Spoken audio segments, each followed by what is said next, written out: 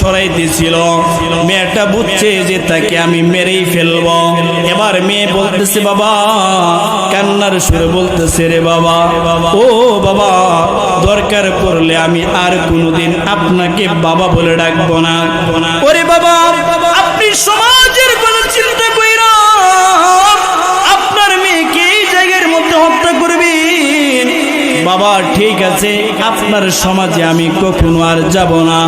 দোহাই লাগি বাবা, এই মরুভূমিতে আমাকে মাইরেন না, আমাকে অন্য একটা দেশের রাস্তা বইলা দেন, আমি সেই দেশে চলে যাব, কোনোদিন আপনাকে বাবা বলে ডাকবো না।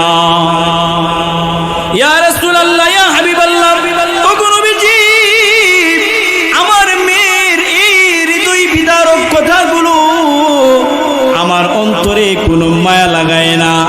যখন বালু দেই, বালুগুলো সরায় ফেলে, আমি গুসায় রাগে একটা বড় পাথর নিয়ে আসছি। পাথরটা আইনা আমি আমার সন্তানের মাথা বরাবরই ফেলে দিয়েছি। ওগো নবীজি, যখন তার মাথার মধ্যে ফেলে দিয়েছি, মাথা ছেইচা মাথা থেকে রক্তগুলো ফিনকে দিয়া আমার চেহারার মধ্যে পড়ে গিয়েছি। ওগো নবীজি, আমার মেয়ে আমাকে বলে, রে বাবা, কেমনে পারলা এই মরুভূমিতে তুমি তোমার মেয়েকে হত্যা করতে? রে বাবা, ও বাবা, তোমার কি একটু মায়া দয়া লাগে না? ওগো নবীজি, এই একটা ঘটনার কারণে, এই একটা কাহিনীর কারণে আমার মনটা সব সময় মলিন থাকে। আমার নবী দাহিয়াতুল কালবি কে বলতেছে, ও আমার সাহাবী, তুমি অনেক বড় পাপ করেছো, অন্যায় করেছো, ঠিক আছে, কিন্তু তুমি যেহেতু ঈমান আনছো, আল্লাহ তাআলা তোমার সব পাপগুলো মাফ করে দিয়ে তোমার নামটা জান্নাতুল ফেরদাউসের কাতারে লিখে দিয়েছেন। সুবহানাল্লাহ। লা ইলাহা ইল্লাল্লাহ, লা ইলাহা ইল্লাল্লাহ, লা ইলাহা। চাউন বারো, চাউন দাও, রিবাব দাও, চাউন বারো, চাউন বারো।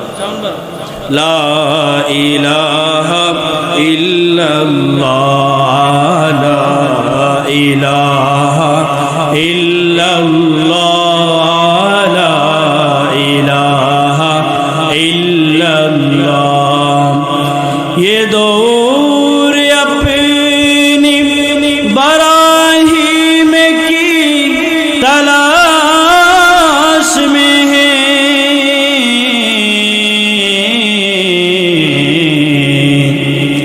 ये दौर अपनी बराहीम की तलाश में है,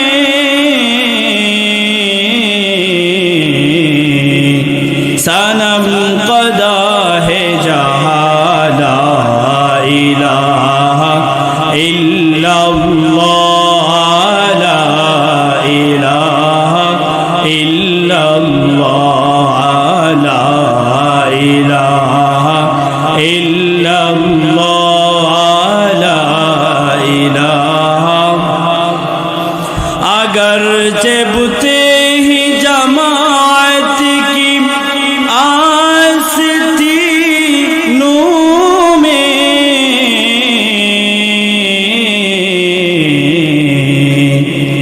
अगरचे बुते ही जमात की आस थी नूह में,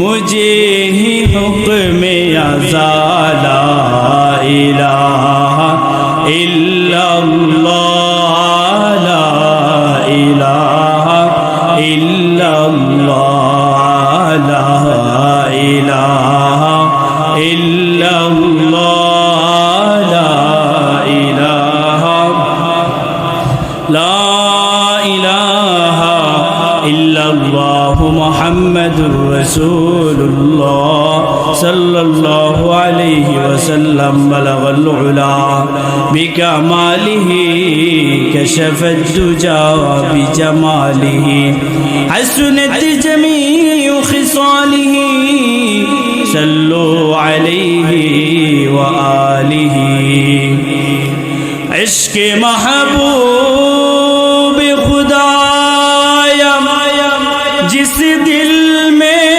حاصل نہیں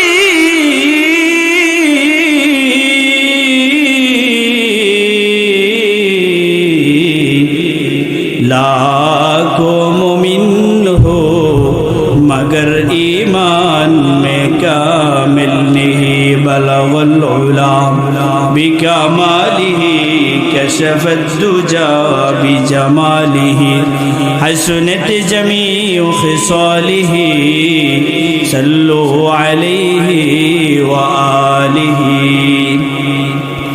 آمين কুরআনের সুর মাঝে শুনেছি জনাব আজানের সুর মাঝে শুনেছি সে নাম আমি কুরআনের সুর মাঝে শুনেছি যে নাম আজানের সুর মাঝে শুনেছি নাম ও নাম শুনেছি আমি আমার হৃদয় হে রাসূল নবীজি তোমায়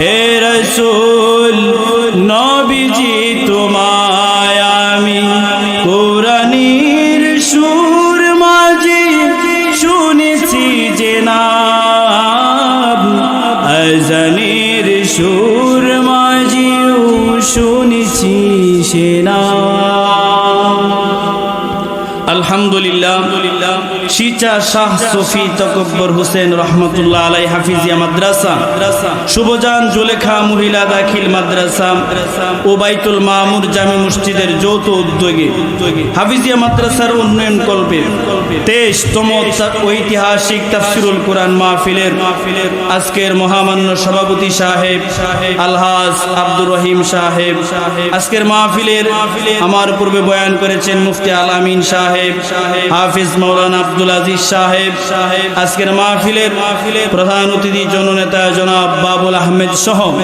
আমার শ্রদ্ধেয় মুহসিনুল হক স্যার সহ মঞ্চ উপবিষ্ট মুরব্বিয়ে নিজাম সম্মানিত উলামায়ে কেরাম আমার বাবার বয়সী বৃদ্ধ বাবারা যুবক বয়সী যুবক ভাইরা পর্দার আড়ালের মা ও বোনেরা আসুন আমরা মাহফিলের শুরু লগ্নে মহান রবের শুকর আদায় করি উচ্চ কণ্ঠে একবার বলি আলহামদুলিল্লাহ আপনারা মাহফিলে আসতে পেরে খুশি না বেজা খুশি আনন্দের সাথে উচ্চ কণ্ঠে আরেকবার বলেন আলহামদুলিল্লাহ এই মাহফিলে বাবা কেউ ইচ্ছা করলেই নিজের যোগ্যতায় এখানে আসতে পারবে আল্লাহ যার ভালাই চান তাকে এই মাহফিলে নিয়ে আসেন এমন অনেক সৌভাগ্যবান মাহফিলে আছেন যার বাড়িটা এই শীততে না বরং দূরে সে এই মাহফিলের বরকত নেওয়ার জন্য এই শীতকে উপেক্ষা করে ভয়কে জয় করে এই মাহফিলের প্যান্ডেলে বসে আছে এমন অনেক কপাল পোড়া আছে যে এখনো রাস্তায় বাদাম খাইতেছে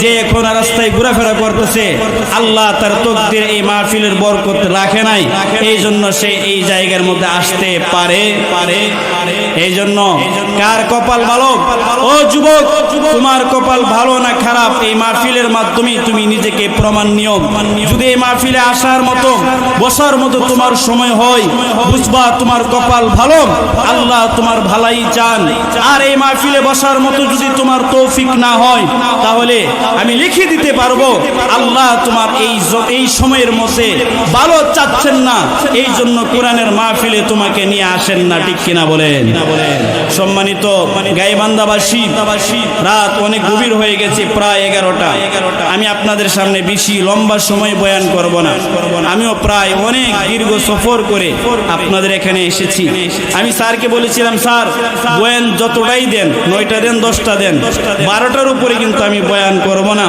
কারণ 12টা বাজে বয়ান শেষ করে আমি যদি 12টায় ঠিক রওনা দেই, তাও আমাকে প্রায় 8 থেকে 9 ঘন্টা সময় লাগবে আমার জায়গায় পৌঁছতে। এই জন্য মোহতারাম হাজিরিন, আগামীকাল জুমার দিন, আপনারা জানেন আমি একটা জায়গায় জুমা পড়াই, এই জন্য ওই জুমাটা আমার খুবই গুরুত্ব। এই জন্য জুমার প্রতি লক্ষ্য রেখে আমি আপনাদেরকে বেশি কষ্ট দিব না, শুধুমাত্র ঘন্টাখানিক সময়ের জন্য আপনাদেরকে কিছু কোরআনের কথা শোনাবো। আপনারা কে কে শুনতে চান 2 হাত তুলে দেখান। নারে তাকবীর, আল কোরআনের আলো, আল হাদিসের আলো। আল্লাহ সবাইকে কবুল করুক, সকলে বলে আমিন।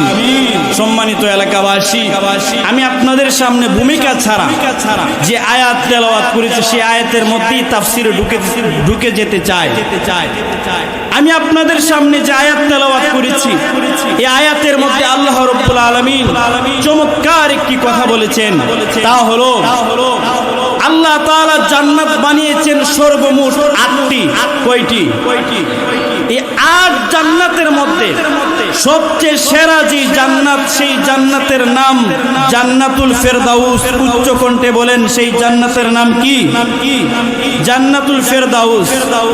আমার তেলাওয়াতকৃত আয়াতে আল্লাহ রাব্বুল আলামিন বলেন, সূরা কাফের 107-8 নম্বর আয়াত।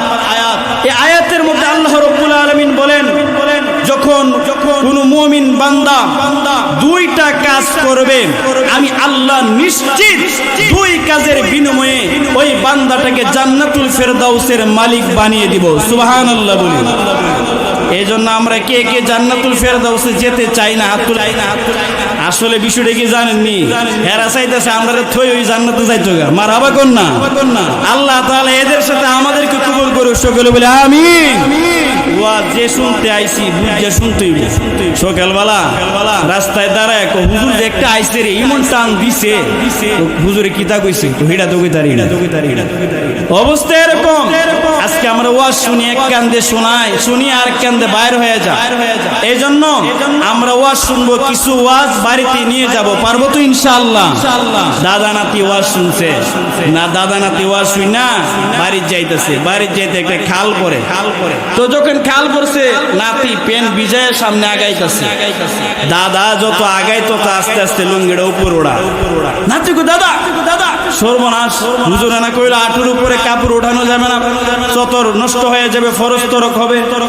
দাদাই কয়, রাখ তোর হুজুরের বয়ান, তোর হুজুরের বয়ান তো আমি খালের ওই পারে রাইখে আসছি।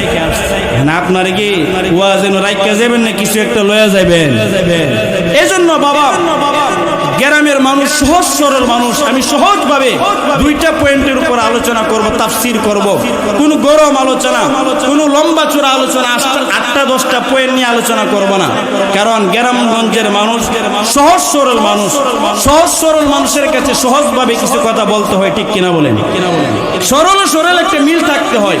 সরল আর গরলে মিলে এক ঘরে বাবা হইল গরল, ছেলে হইল সরল। বাবা এই গরল বাবার কাজ হইল এলাকার মানুষ থেকে দাওয়ায় দোয়া টাকা আনো। এক পাওনাদার অনেকদিন ধরে টাকা চা দেয় না, একবার রাগে বাড়িতে গেছে, আব্দুল করিম শুনিও। তো ওই বাটপার বাবা তার ছোট বাচ্চার সন্তানকে বলতেছে, বাবা গিয়া বলো যে আব্বা তো বাড়িতে নাই। এই সরল বাচ্চা, সরল সোজা বাচ্চা দরজা খুললা বলতেছে, চাচা আব্বাই কইছে, আব্বা বলে বাড়িতে নাই। বা ছেলে সন্তান সরল, এই জন্য কথা বইলে ফেলছে। ছেলে যদি বাপের মতো বাটপার হইতো তাহলে বললো, চাচা কি কোন, আমার আব্বা তো 1 সপ্তাহ আগে ডাকা গেছে গা, ঠিক কিনা বলেন? এই জন্য সরল সরল একটা মিল রাখতে হবে। আপনারা গ্রামের সহজ সরল মানুষ, আমি আপনাদের সামনে একটা সহজভাবে 2টা পয়েন্টের উপর কথা বলবো। এমন 2 পয়েন্ট, যেই 2 পয়েন্ট আমি যদি আমার নিজের ভিতরে এই তাফসীরটা বুঝে নিজের জীবনকে বাস্তবায়ন করতে পারি, আল্লাহ বলেন নিশ্চিত ওই বান্দা জান্নাতুল ফেরদাউসের মালিক হবেই। সুবহানাল্লাহ। সম্মানিত এলাকাবাসী, সে আয়াত তাফসীরকে সামনে রেখে আর ভূমিকা নয়, আল্লাহ রাব্বুল আলামিন বলেন, ক্বালাল্লাহু তাআলা ইন্নাল্লাযীনা আমানু ওয়া আমিলুস সালিহাতি কানাত লাহুম জান্নাতুল ফিরদাউসি নুজুরা। আল্লাহ তাআলা বলেন, হে বান্দা, তুমি যদি 2টা করতে পারো। বান্দা, তোমার ভিতরে যদি দুইটা গুণ থাকে, আমি আল্লাহ তোমাকে নিশ্চিত জান্নাতুল ফেরদাউসের মালিক বানায় দিব। সুবহানাল্লাহ। এক নম্বর গুণ, আল্লাহ বলেন ইন্নাল্লাযীনা আমানু, যারা ঈমান আনবে। সুবহানাল্লাহ বলেন। আচ্ছা, আমরা এখানে যারা বসে আছি, আমরা কি ঈমান আনছি না জন্মগত মুসলমান? আপনারা দি কথা কন না নাকি আমার কথা বুঝেন না? আমরা সবাই বেশিরভাগ জন্মগত মুসলমান। তাহলে ঈমানের দুইটা ভাগ হয়েছে। এক নাম্বার যারা ঈমান আনবে, আরেক নাম্বার হলো আমরা যারা ঈমান আনছি। দুইটা বিষয় ব্যাখ্যা করে আপনাদেরকে বুঝাই দিব যে এই দুই বিষয়ে যারা ঈমান আনবে আর আমরা যারা ঈমান আনছি, আমরা এই ঈমানের উপর কিভাবে থাকলে জান্নাতুল ফেরদাউসের মালিকানা হব জানা দরকার আছে না নাই? এক নাম্বার পয়েন্ট, যে যারা ঈমান আনবে, ঈমান আনার আগে যদি সে হাজারো পাপ করে থাকে, আল্লাহ রাব্বুল আলামিন ঈমান এর কারণে তার সকল পাপ মাফ করে দিয়ে ওই বান্দাটাকে জান্নাতুল ফেরদাউসের মালিক বানিয়ে দিবে। সুবহানাল্লাহ। যেমন আল্লাহ কোরআনে কারীমের মধ্যে ঈমান আনার পরে তার যাবতীয় পাপ, গুরুতর পাপ মাফ হয়ে যায়। সূরা নাহাল এর 58-59 নম্বর আয়াতে আল্লাহ রাব্বুল আলামিন বলেন قال الله تعالى وإذا بشر أحدهم بالأنثى ظل وجهه مسودا وهو كظيم يتوارى من القوم من سوء ما بشر به أيمسكه على هون أم يدسه في التراب ألا ساء ما يحكمون। আল্লাহ রাব্বুল আলামিন বলেন, হে আমার বন্ধু, আইয়ামে জাহিলিয়াতের সময় যখন মানুষের কাছে এই সংবাদ পৌঁছত যে তাদের একটা কন্যা সন্তান হয়েছে, মেয়ে হয়েছে, মেয়ে গর্ভধারণ হয়েছে, মেয়ে ভূমিষ্ঠ হয়েছে, অথবা মেয়ের বাবা হয়েছে, আইয়ুমসিকুহু আলা হুনিন আম ইয়াদুসুহু ফিত তুরাব, তখন সে মনে মনে ভাবত আমি যে মেয়ের বাবা হইলাম, আমার মতো কপাল পোড়া এই সমাজের মধ্যে আর কেহ নাই। সমাজের মানুষগুলো আমাকে নিয়ে বিদ্রুপ করবে, আমাকে নিয়ে নানান কথা বলবে। আইয়ুমসিকুহু আলা হুনিন আম ইয়াদুসুহু ফিত তুরাব, আমি কি সন্তান নিয়ে এলাকা ছেড়ে অন্যত্র পালায়ে যাব, নাকি আমি এই মেয়েটাকে জীবন্ত দাফন করে দিব? নাউজুবিল্লাহ। এই চিন্তা করত।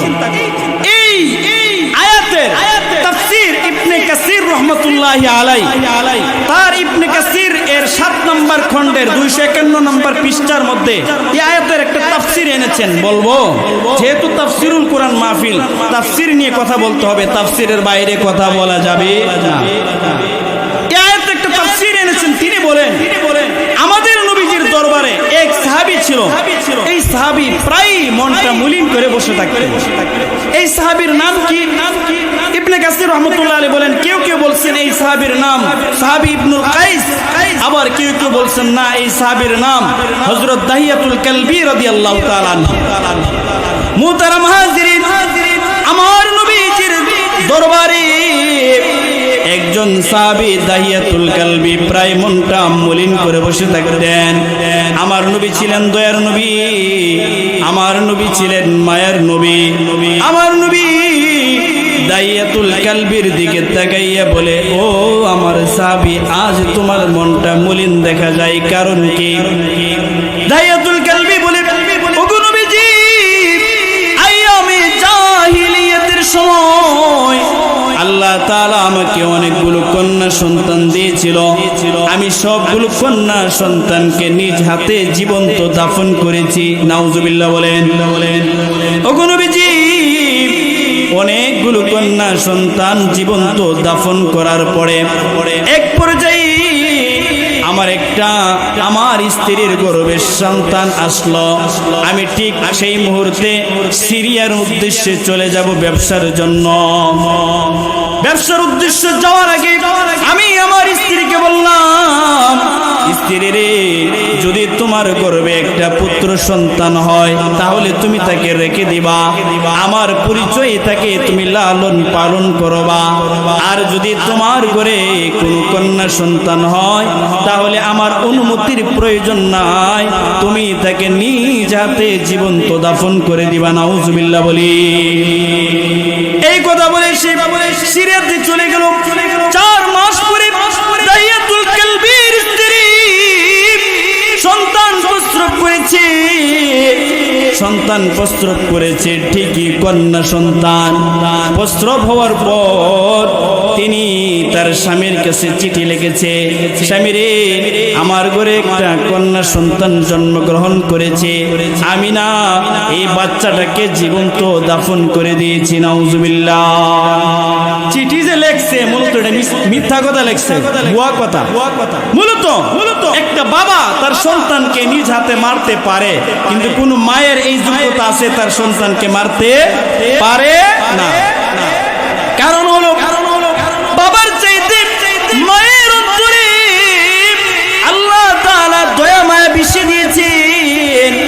এই জন্যই নবী বলেন, যখন কোন সন্তান মারা যায় বাবার জাতকে বলেছেন, এরে বাবা, তুমি তোমার সন্তানকে নিয়ে কবরে নামবা, তুমি তোমার সন্তানকে কবরে রাখবা। একটা বাবা তার সন্তানকে কবরে নামাইয়া 2 পাশে হাত দিয়া উপরে উঠে যায়, কিন্তু কোন মায়ের এই যোগ্যতা নাই তার সন্তানটাকে কবরে নামাইবে। একলা মাটির ঘরে রাইখা সে 2 হাত দিয়া উপরে উঠা যাবে, এমন কোন মায়ের এই যোগ্যতা নাই। ঠিক কিনা বলে? দাহিয়াতুল কালবির স্ত্রী মিথ্যা কথা লেখছে। 4 বছর পরে ব্যবসা শেষ করে দাহিয়াতুল কালবি আবার বাড়িতে আসলেন, ঘরে ঢুকতে যাবে, ঠিক সেই মুহূর্তে একটা মেয়ে দৌড়ায়া দাহিয়াতুল কালবিকে বলতেছে, বাবা বাবা বলে ডাকতেছে। দাহিয়াতুল কালবি বলে, ওগো নবীজি, সাথে সাথে আমার মেজাজ গরম হয়ে গেছে, আমার স্ত্রী কি আমার সাথে প্রতারণা করেছে নাকি? কি ব্যাপার? 4 বছরের একটা মেয়ে আমাকে কেন বাবা বলে? নিশ্চিত আমার বিবি আমার সাথে প্রতারণা করেছে, আমার মেজাজ গরম হয়ে গেছে। আমি স্ত্রীর সাথে গরম ভাষায় বলতেছি এই মেয়েকে। আমার স্ত্রী বলে, ওগো প্রাণের স্বামী, এই যে সন্তান, এই সন্তান আমাদের মেয়ে নয়, এই সন্তানটাকে আমি দত্তক এনেছি। দত্তক বুঝেননি? আরে পালক ভাষা না বুঝলে কোয়েন। ঢাকার বক্তা বলে গেছেন সিলেটে ওয়াজ করতো, 2 ঘন্টা ওয়াজ করার পরে বলতেছে, হুজুর মিয়া সাহেব, কালাগু খাইতা না সাদাগু খাইতা, বিজাগু খাইবেন না শুকনাগু খাইবেন? হুজুরে কিরে 2 ঘন্টা ওয়াজ করায়া গু খাওয়াইতো, আবার গুয়েরও কোয়ালিটি, বিজাড়া না শুকনাড়া। আসলে সিলেটি ভাষায় মিষ্টি রে তারা গু বলে, এই জন্য এদের ভাষায় এরা মিষ্টি নিমন্ত্রণ করেছে, আর আমাদের ভাষায় এটা গু মনে হয়েছে। ঠিক কিনা বলেন? মাঝে মধ্যে ভাষার মিল পাওয়া যায় না। নোয়াখালীর এক স্যার গাজীপুরে শিক্ষকতা করে, একদিন বলতেছে, আব্দুল করিম বলো, নদীর হানির মধ্যে আর সাগরে হানির মধ্যে কি পার্থক্য? ছাত্র বলে, স্যার পার্থক্য না পার্থক্য। স্যারে কয়, তোর গাদার করে গাদা, পার্থক্যের মধ্যে কোনো পার্থক্য না। আচ্ছা কোন দিয়ে স্যারে যা কইছে সব এক কথাই কইছে, ঠিক কিনা? এজন্য ভাষার অনেক জায়গায় মিল পাওয়া যায় না। এজন্য যে ভাষা না বুঝবেন বলবেন। দত্তক নিয়েছেন, দত্তক মানে পালক আনছেন। স্ত্রী বলতেছেন, ও আমার প্রাণের স্বামী, এই যে এই মেয়েটাকে আমি পালক নিয়ে এসেছি, দত্তক এনেছি, এটা আমাদের মেয়ে নয়। দাহিয়াতুল কালবি বলে, নবী, সাথে সাথে আমার মনটা নরম হয়ে গেছে, মেজাজ ঠান্ডা হয়ে গেছে, আমি আমার ঘরে গেলাম। একটা পর্যায়ে যতই সময় যায় এই মেয়ের সাথে আমার এমন ভালোবাসা সৃষ্টি হইতে লাগলো, আমি ঘুমাইতে গেলে মেয়ে আমার মাথা মোড়ায় দেয়, গোসলে গেলে কাপড়টা আইনা দেয়, বাজারে গেলে মেয়েটা আমার আঙ্গুলে দইরা দইরা লাফাইতে লাফাইতে বাজারে যায়, তার মিষ্টি মিষ্টি কথা বলে। ও নবীজি, আমি মক্কার সবগুলো মেয়েকে দেখেছি, সিরিয়াতে আমি অনেক মেয়ে দেখেছি, কিন্তু আমার মেয়ের মতো এত সুন্দর মেয়ে আর কখনো আমি দেখি নাই। ছাড়া ওই সাহাবী এক মুহূর্ত থাকতে পারে না। এবার একদিন ঘুমের ঘরে তার স্ত্রীকে বলতেছে, ওরে স্ত্রী, দেখো আজকে পালক মেয়ের সাথে আমার কেমন ভালোবাসা হয়েছে। আরে যদি আমরা নিজেদের মেয়েগুলো না হত্যা করতাম তাহলে আজকে আমাদের মেয়ের মতো এমন ভালোবাসা আমরা পাইতাম, এমন একটা মহব্বত ভালোবাসা আমার মেয়ের সাথে জন্মাইতো। কেন যে নিজের মেয়েগুলোকে নিজ হাতে হত্যা করলাম, কেন এমন কাজটা করলাম? নিজের উপর নিজেই দিক জানাইতেছে, নিজের উপর নিজেই বর্ষণা দিতেছে। দাহিয়াতুল কালবির স্ত্রী বলে, পাইছি মুখ্যম সময়, এই সময় যদি আসল কথাটা বলি তাহলে হয়তো আমার স্বামী আমার এই বাচ্চাটাকে মারবে না। এবার স্ত্রী বলে, স্বামী টেনশনের কোনো কারণ নাই, পেরেশানির কোনো কারণ নাই। এই যে বাচ্চা দেখতেছেন, এই বাচ্চা মূলত দত্তক না, পালক না, এটা আমাদেরই মেয়ে। সুবহানাল্লাহ বলেন। ইয়া রাসূলুল্লাহ, ইয়া হাবিবাল্লাহ, নবী গো, যখনই আমার স্ত্রী বলেছে এটা আমাদের মেয়ে, সাথে সাথে আমার মাথার উপর বুধ চেপে বসেছে। হায় রে, আজ না হয় কাল তো সমাজের মানুষ জেনে যাবে যে আমি একটা মেয়ের বাবা হয়েছি। সমাজের মানুষগুলো আমাকে নিয়ে তিরস্কার করবে। আমি এই সমাজে কিভাবে মুখ দেখাইব? মেয়ের প্রতি যে ভালোবাসা আছে, সমাজের কথা চিন্তা কইরা মেয়ের ভালোবাসাগুলো দূরে চলে গেল। আমার জন্য সময়টা আগায় না, কখন সকাল হবে আর আমি এই সকালবেলায় এই মেয়েটাকে জীবন্ত দাফন করব না। নাউজুবিল্লাহ বলেন। সকাল হয়েছে, সকাল হওয়ার পরে আমি আমার মেয়েকে বললাম, ওরে মা, তোমাকে নিয়ে এই মুহূর্তে ঘুরতে যাব। মেয়েটা বড় খুশি, মার কাছ থেকে গিয়া নতুন জামা পরেছে, নতুন ভাবে সাজগোজ করেছে, কারণ সে তার বাবার সাথে ঘুরতে যাবে। বাবার আঙ্গুলে দইরা দইরা বাবা এই মেয়েকে নিয়া মরুভূমির দিকে যাইতেছে।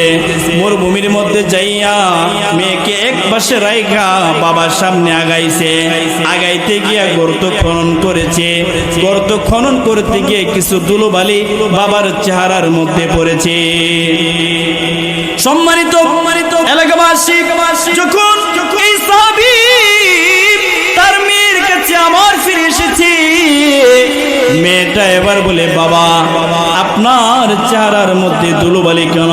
ও বাবা, আপনি আমার কাছে আসেন, আমার জামার আঁচল দিয়ে আপনার চেহারাটা মুইছা দিব রে বাবা। ও বাবা, আপনি তো ঘাইমা গেছেন, আপনি আমার কাছে আসেন, আমার জামার আঁচল দিয়ে আপনার ঘামগুলো মুছে দিব। ইয়া রাসূলুল্লাহ, ইয়া হাবিবাল্লাহ, যে মেয়েকে আমি এই মুহূর্তে হত্যা করব, সেই মেয়েটা মৃত্যু মুহূর্তে আমাকে ভালোবাসা দেখায়, আমাকে সে আদর দেখায়, কিন্তু পাষাণের হৃদয়ের মা বা আমি এক মুহূর্তের জন্য মেয়ের প্রতি আমার ভালোবাসা জাগতেছে না। একটা পর্যায়ে মেয়েকে বললাম, ওরে মা, তুমি সামনে চলো। সামনে যাওয়ার পরে গর্তের মধ্যে তাকে আমি ধাক্কা মেরে ফেলে দিলাম। যখন সে গর্তের মধ্যে পড়ে গেছে, তখন সে বুঝতে পেরেছে এই মরুভূমির মধ্যে তাকে আমি হত্যা করব। কারণ হলো সে তার মায়ের কাছ থেকে তার আগেকার বন্ধের ঘটনাগুলো শুনেছে। এই জন্য সে বুঝতে পেরেছে তাকে আমি মরুভূমিতে হত্যা করব। এবার সে বলতেছে, রে বাবা, ও বাবা, ওরে বাবা, আমার প্রাণটা তুমি ভিক্ষা দিয়ে দাও। আমি কি অপরাধ করেছি যে তুমি আমাকে মারবা? বাবা রে, তুমি যদি আমাকে এই মরুভূমিতে মেরে রেখে যাও, আমার মা আমার জন্য ছটফট করবে। এক মুহূর্তের জন্য মা আমাকে ছাড়া থাকতে পারে না। ও বাবা, যখন তুমি ব্যবসার জন্য ছিলে, আমার মা আমাকে জড়ায়া ধইরা ঘুম পাড়াইতো। বাবা রে, আমার মা যদি আমাকে না পায়, আমার মা বহুত কষ্ট পাবে।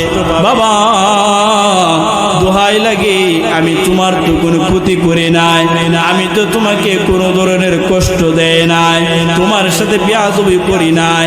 বাবা রে, আমার জীবনটা ভিক্ষা দেয়া দাও। মোহতারাম হাজিরিন, দাহিয়াতুল কালবি সে তার মেয়ের কবরের সরাইতেছিল। মেয়েটা বুঝছে যে তাকে আমি মেরেই ফেলব। এবার মেয়ে বলতেছে, বাবা, কান্নার সুরে বলতেছে, রে বাবা, ও বাবা, দরকার পড়লে আমি আর কোনোদিন আপনাকে বাবা বলে ডাকবো না। ওরে বাবা, আপনি সমাজের কথা চিন্তা কইরা আপনার মেয়েকে এই জায়গার মধ্যে হত্যা করবেন? বাবা, ঠিক আছে, আপনার সমাজে আমি কখনো আর যাব না। দোহাই লাগি বাবা, এই মরুভূমিতে আমাকে মাইরেন না, আমাকে অন্য একটা দেশের রাস্তা বইলা দেন, আমি সেই দেশে চলে যাব, কোনোদিন আপনাকে বাবা বলে ডাকবো না। ইয়া রাসূলুল্লাহ, ইয়া হাবিবাল্লাহ, ওগো নবীজি, আমার মেয়ের এই হৃদয় বিদারক কথাগুলো আমার অন্তরে কোনো মায়া লাগায় না। যখন বালু দেই, বালুগুলো সরায় ফেলে, আমি গুসায়ে রাগে একটা বড় পাথর নিয়ে আসছি। পাথরটা আইনা আমি আমার সন্তানের মাথা বরাবরই ফেলে দিয়েছি। ওগো নবীজি, যখন তার মাথার মধ্যে ফেলে দিয়েছি, মাথা ছেইচা মাথা থেকে রক্তগুলো ফিনকে দিয়া আমার চেহারার মধ্যে পড়ে গিয়েছি। ওগো নবীজি, আজও ঘুমের ঘুরে আমার মেয়ে আমাকে বলে, রে বাবা, কেমনে পারলা এই মরুভূমিতে তুমি তোমার মেয়েকে হত্যা করতে? রে বাবা, ও বাবা, তোমার কি একটু মায়া দয়া লাগে না? ওগো নবীজি, এই একটা ঘটনার কারণে, এই একটা কাহিনীর কারণে আমার মনটা সব সময় মলিন থাকে। আমার নবী দাহিয়াতুল কালবিকে বলতেছে, ও আমার সাহাবী, তুমি অনেক বড় পাপ করেছো, অন্যায় করেছো, ঠিক আছে, কিন্তু তুমি যেহেতু ঈমান আনছো, আল্লাহ তাআলা তোমার সব পাপগুলো মাফ করে দিয়ে তোমার নামটা জান্নাতুল ফেরদাউসের কাতারে লিখে দিয়েছেন। সুবহানাল্লাহ, নারে তাকবীর, নারে তাকবীর। এক নম্বর পয়েন্ট পাইলাম, যদি সে হাজারো পাপ করে নিজের মেয়েকে জীবন্ত হত্যা করা, এটা ছোট পাপ না বড় পাপ? কথা বলে না,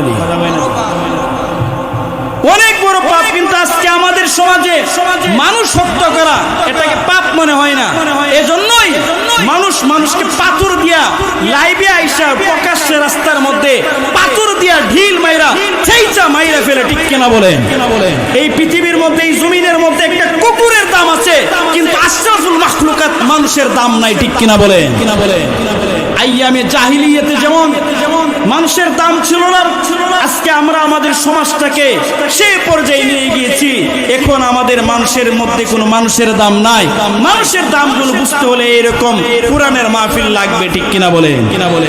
মোহতারাম হাজরিন, সময় বেশি লম্বা করা যাবে না, একটা পয়েন্ট আলোচনা করলাম। যারা ঈমান আনবে তারাও জান্নাতে যাবে। যেমন দাহিয়াতুল কালবির কথা বললাম, বড় একটা পাপ করছে, আল্লাহ তার ঠিকানা লিখে দিয়েছেন জান্নাতুল ফেরদাউস। সুবহানাল্লাহ বলি। দুই নাম্বার, এখন আমরা ওয়াজ করব।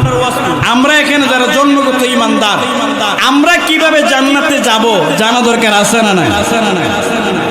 আল্লাহ রাব্বুল আলামিন কোরআনে বলেন, এই পৃথিবীতে জমিনে যারা আছে, যারা ঈমানওয়ালা জন্মগত মুসলমান বান্দা, আমি তোমাকে জান্নাতুল ফেরদাউস দিব, কিন্তু তোমাকে কিছু কাজ করতে হবে। তোমার ঈমানের উপর আমি মাঝে মধ্যে পরীক্ষা করব, তোমার ঈমানের উপর আমি পরীক্ষা করব। যদি তুমি তোমার ঈমানি পরীক্ষায় পাস হইতে পারো, তাহলে আমি আল্লাহ তোমাকে জান্নাতুল ফেরদাউসের মালিক বানাবো। সুবহানাল্লাহ বলি। ঈমান আনার পরে ঈমানের পরীক্ষা হয়, এই ব্যাপারে আল্লাহ কোরআনে আরেকটা ঘটনা বলেছেন। কোরআনে আল্লাহ নিজে কোরআনে এই ঘটনাটা বলেছেন। বলবো যে কোরআন ঈমান আনার পরে ঈমানি পরীক্ষা হবে। কখন জানের উপর আক্রমণ হবে, কখন মালের উপর আক্রমণ হবে, কখন সম্পদের উপর আক্রমণ হবে, কখন সন্তানের উপর আক্রমণ হবে। আল্লাহ তাআলা আমাদেরকে বিভিন্ন বিপদ আপদ দিয়া পরীক্ষা করবে, বান্দা সে কি ঈমানের উপর স্থির আছে নাকি ঈমান থেকে দূরে চলে গেছে, ঠিক কিনা বলেন? যেমন আল্লাহ আল্লাহ তাআলা সূরা কসাস এর 9 নম্বর আয়াতে এক মহিষী নারীর ঘটনা বলেছেন। সেই মহিষী নারীর নাম হযরত আসিয়া রাদিয়াল্লাহু তাআলা আনহা।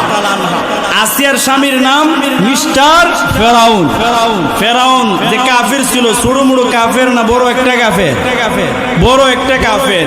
পৃথিবীতে 4 জন বাদশা ছিল, যে বাদশাগুলো পুরো পৃথিবীর বাদশা ছিল। 2 জন মুসলমান, 2 জন কাফের। মুসলমানদের একজন ছিলেন হযরত সুলাইমান নবী, সুলাইমান পয়গম্বর।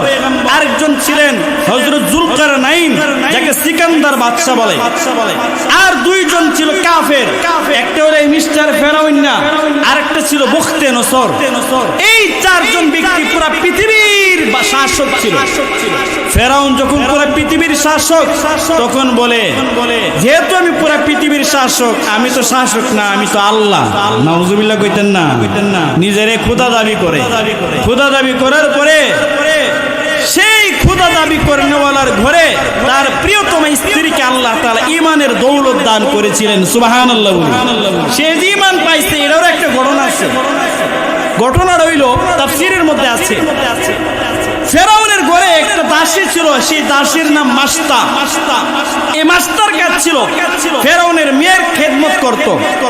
একদিন এই মাস্তা ফেরাউনের মেয়ের মাথা আস্তরাইতেছে, আস্তরা থেকে চিরুনি নিচে বইরা গেছে। মুহতারাম হাজিরিন, যখন চিরুনি নিচে বইরা গেছে, মাস্তা এবার বিসমিল্লাহ বলে উঠায়। ফেরাউনের মেয়ে বলে, এরে মাস্তা, তুমি যে এই মুহূর্তে একজনের নাম নিলা, এটা কার নাম? বলে, এটা এমন একজনের নাম, তিনি তোমার সৃষ্টিকর্তা, আমার সৃষ্টিকর্তা। উচ্চ কণ্ঠে বলেন, আমাদের সৃষ্টিকর্তার নাম কি? আরো জোরে বলেন, নাম কি? বাচ্চা মেয়ে বলতেছে, এরে মাস্তা, এতদিন তো শুনেছি আমাদের সৃষ্টিকর্তা হলেন আমার বাবা, তুমি আবার কোন সৃষ্টিকর্তার নাম বলো? মাস্তা বলে, ও আমার খাদেম, ও আমার আদরের দুলাল, শোনো শোনো, তোমার বাবাকেও তিনি সৃষ্টি করেছেন, তিনি হলেন আমার আল্লাহ। দেখবেন ছোট একটা বাচ্চা নতুন কিছু শুনলে বাবারে জিগায়, নানারে জিগায়, আম্মারে জিগায়, দাদিরে জিগায়। জিগায় কি জিগায় না? ফেরাউনের মেয়ে বাপের গিয়ে কইতেছে, আব্বা, তুমি জি বলো যে তুমি আমাদেরকে সৃষ্টি করছো, আমার খাদেমা দি বলে আমাদেরকে নাকি আল্লাহ সৃষ্টি করছে। বাবা, খাদেমার কথা কি সত্য? তুমি কি আমাদের সাথে প্রতারণা করো? ফেরাউন এটা শুন না মনে মনে কয়, কিরে, আমার ঘরে খাইয়া, আমার ঘরে পইরা, আমার বিরোধিতা করে। এ মাস্টার দুইরান, মুহতারাম হাজিরিন, মাস্টারকে গ্রেফতার কইরা ফেরাউনের রাজ দরবারে নিয়ে যাওয়া হলো। ফেরাউন বলতেছে, রে মাস্তা, ঈমান ছেড়ে দাও, তাহলে তোমাকে আমি ছেড়ে দিব। যদি তুমি ঈমান না ছাড়ো, তাহলে আমি তোমাকে কঠিন শাস্তি দিব। মাস্তা বলে, আমি জানের মায়া করি না, জান চলে যাবে, তারপরও ঈমান ছাড়তে পারি না, ঠিক কিনা বলে? আজকে আমরা ইমানদারে ফাঁসটিকে বিড়ির সামনে বিক্রি করে দেই, আছে না নাই? আজকে আমরা ইমানদারে 500 টাকার বিনিময়ে বিক্রি করে দেই। বুড়ের আগের দিন যদি মাথা পিছিয়ে 500 করে দিয়া দে, আমরা ইমান তা না শেষ হয়ে জায়গা। আছে না এমন পাবলিক? এক প্যাকেট বিড়ি ধরাই দিলে বাবা, এই পাবলিক, এই ইমানদার, তার ইমানদারে বিক্রি করে আলা। আমরা দেশও বাবারই বাবা, বিড়ির যে পাগল। হ্যাঁ, এক হুজুর গেছে এই বাজারের বাথরুম ইস্তেঞ্জা করতো, তো এক বেচারা বাথরুম থেকে বাইরেছে, এক এত বদ না, আর এক তুলে বিড়ি টানা। তো হুজুরে বলতেছে, বাবা, আপনারা যে গেছেন সেখানে কি সারতে গেছেন না খাইতে গেছেন? তো ওই চাচায় কয়, বাতিজা, ওই জায়গার মধ্যে বইয়া ওই একটা টান না দিলে মালটা ভালো করে সাফলাইও না। আচ্ছা, কোন দিহি এমন 2 নাম্বার পাবলিক বিড়ি খবর আমাদের সমাজে আছে না না? আজকে আমরা বিড়ির পিছনে ঈমান বিক্রি করে দিতেছি। মুহতারাম হাজিরিন, একজন গণক ছিল, পাদ্রী ছিল, ফেরাউনকে বলতেছে, রে ফেরাউন, মাস্তা এমনি এমনি ঈমান ছাড়বে না, মাস্তাকে জানের ভয় দেখাও। মাস্তার 2টা সন্তান আছে, এই দুইটা সন্তানের উপর আক্রমণ করো, দেখবা মাস্তা ঈমান ছেড়ে দিবে। বলে কি করব? বলে রাজপ্রাসাদের মধ্যে একটা বড় কড়াই নিয়ে আসেন, কড়াইয়ের মধ্যে আগুন জ্বালান, সেখানে তৈল ডাইলা তৈল উত্তপ্ত করেন, আর বলেন হে মাস্তা, তুমি যদি ঈমান না ছাড়ো তাহলে তোমার সন্তানগুলোকে কড়াইয়ের মধ্যে ফেলে দিব। ঠিক ঠিক তাই করলেন। কড়াই নিয়ে আসলেন, তৈল টকবক টকবক করতেছে। মাস্তা কেড়ে বলে রে মাস্তা, ঈমান ছাড়ো তাহলে তোমাকে ছেড়ে দিব, আর যদি তুমি ঈমান না ছাড়ো তাহলে তোমার সামনে তোমার সন্তানগুলোকে হত্যা করব। মাস্তা বলে কোনো সমস্যা নাই। চোখের সামনে বড় মেয়েটাকে, 6 বছরের মেয়ে, এই মেয়েটাকে দইরা এই গরম তেলের মধ্যে ফেলে দিয়েছে। বাবারে, যখনই গরম তেলের মধ্যে ফেলে দিছে, সাথে সাথে গোশতগুলো বাজি হইয়া হাড়গুলো বাইসা উঠেছে। তাফসীরের মধ্যে আছে মাস্টার দ্বিতীয় সন্তানটা কুলের বাচ্চা ছিল, দুধ পান করতেছিল। ফেরাউনের বাহিনী ওই কুলের বাচ্চাটাকে যখন ধরছে, তখনই বাচ্চাটা হাউমাউ করে কাঁদতেছে। এরে বাবা, যখনই বাচ্চা হাউমাউ করে কাঁদতেছে, তখনই মাস্টার সন্তানের সাথে কান্না শুরু করে দিয়েছে। ঠিক সেই মুহূর্তে এই দুধের বাচ্চাটা কথা বলেছিল। সুবহানাল্লাহ বলেন। কুলে অবস্থায় দুধের বাচ্চা, 4 বাচ্চা কথা বলেছিল। 1 নাম্বার হযরত ঈসা আলাইহিস সালাম কুলে অবস্থায় কথা বলেছিল। 2 নাম্বার ইউসুফ নবীকে জুলাইখা অপবাদ দিয়েছিল। অপবাদের যে তাহারত পবিত্রতা ঘোষণা করেছিল একটা কুলের বাচ্চা। 3 নাম্বার নবী বলছেন, বনি ইসরাইলের এক আবেদ ছিল, বাপ মার খেদমত বাদ দিয়ে গেছে, বন জঙ্গলে ইবাদত করত। এক বেশ্যা মহিলা ওই আবেদরে জিনার অপবাদ দিছে। ওই আবেদ বলে ঠিক আছে, এই বাচ্চা জন্মগ্রহণ করবে। এই বাচ্চা যদি বলে এই বাচ্চার পিতা আমি এই জিনার অপবাদ মেনে নিলাম। যখন ওই বাচ্চা জন্মগ্রহণ করেছে, বাচ্চাকে বলা হইলো, বলো তোমার বাবার নাম কি? বাচ্চা বলেছিল আমার বাবা অন্যজন। এই 3 নাম্বার বাচ্চা কুলে থাকা অবস্থায় কথা বলেছিল। 4 নাম্বার যেই বাচ্চা কুলে থাকা অবস্থায় কথা বলেছিল, সেই বাচ্চা হলো মাস্টার ছেলে। সুবহানাল্লাহ বলে। মুহতারাম হাজিরিন, মাস্টার ছেলে এবার মাকে বলে, রে মা, টেনশনের কোনো কারণ নাই, কান্নার কোনো কারণ নাই। মারে, এই যে কড়াইয়ের মধ্যে তেল জ্বলতেছে, টকবক করতেছে রে মা, এই কড়াইয়ের তেলের উপরে আল্লাহ তাআলা জান্নাতের চৌকাঠটা তুলে ধরেছে রে মা। এই মুহূর্তে আমি জান্নাতে চলে যাচ্ছি রে মা, তুমিও আমাদের সাথে জান্নাতে চলে আসো। সুবহানাল্লাহ। আমাদের নবীজি মেরাজ করছে, শুনছেন না আপনারা? কথা কয় না দি, মানে মুসলমান তো অনেক কিছু এখন শুনে না। নবীজি যখন মেরাজ করার জন্য বাইতুল মুকাদ্দাস থেকে রফরফে উঠবে, দেখে যে জান্নাতি গ্রান পাওয়া যাইতেছে। আমার নবী জিবরিল আমিনকে বলতেছে, রে জিবরিল আমিন, এখনো আমি জমিনের মধ্যে রয়েছি, কিন্তু জান্নাতি গ্রান পাইতেছি। কোত্থেকে গ্রান? জিবরিল আমিন বলে, নবী, আজ থেকে 400 বছর পূর্বে ফেরাউনের রাজ দরবারে মাস্তা আর তার সন্তান ঈমানের জন্য জীবন দিয়েছিল। সেই জায়গার মধ্যে তাদের হাড়গুলোকে দাফন করেছে, সেই জায়গা থেকে জান্নাতি খুশবু গ্রান বাইর হইতেছে। সুবহানাল্লাহ। এই একটা ঘটনা আসিয়া দেখছে। আচ্ছা, আপনাদের এই চিচা বাজারে যদি একটা ঘটনা ঘটে, আপনারা কি সবাই জানতেন না?